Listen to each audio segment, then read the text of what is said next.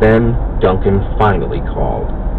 He asked if I could come to New York to meet the Asset Forfeiture Division of the U.S. Attorney's Office for the Southern District of New York, SDNY.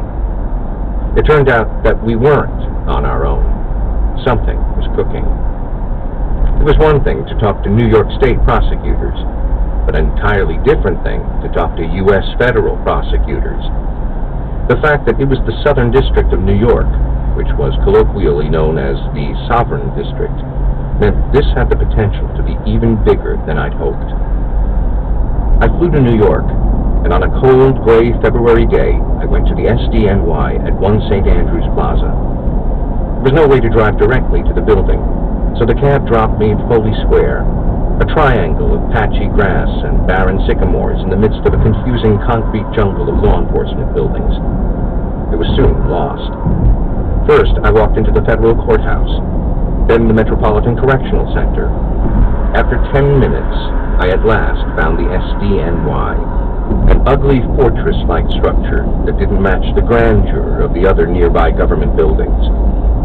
Again, I was late. I checked in. A secretary escorted me to a large windowless conference room on the 8th floor, containing a long table and rows of shelves filled with red-spined law books. At the far end of the room was the seal of the SDNY.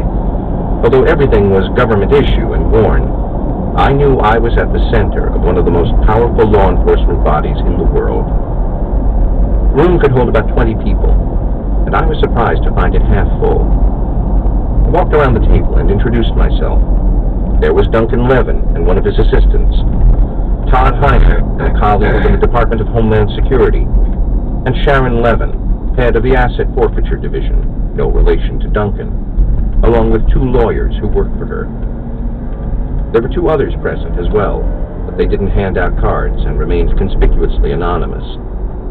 I'd been to enough U.S. government meetings to know that when people didn't identify themselves and never talked, it usually meant they were spooks. Duncan opened the meeting by explaining why he had passed the case to the SDNY. If his office were to bring a money laundering case under New York state law, they would have had to prosecute a physical person. This meant Dennis Kotzip would have to be brought to the United States and put on trial in New York. Since the United States and Russia have no extradition treaty, there was no way Dennis Kotzip would willingly surrender to New York authorities. That would be impossible. However, Duncan explained, under federal law, there was no need for a physical defendant. Federal prosecutors could simply go to court, file an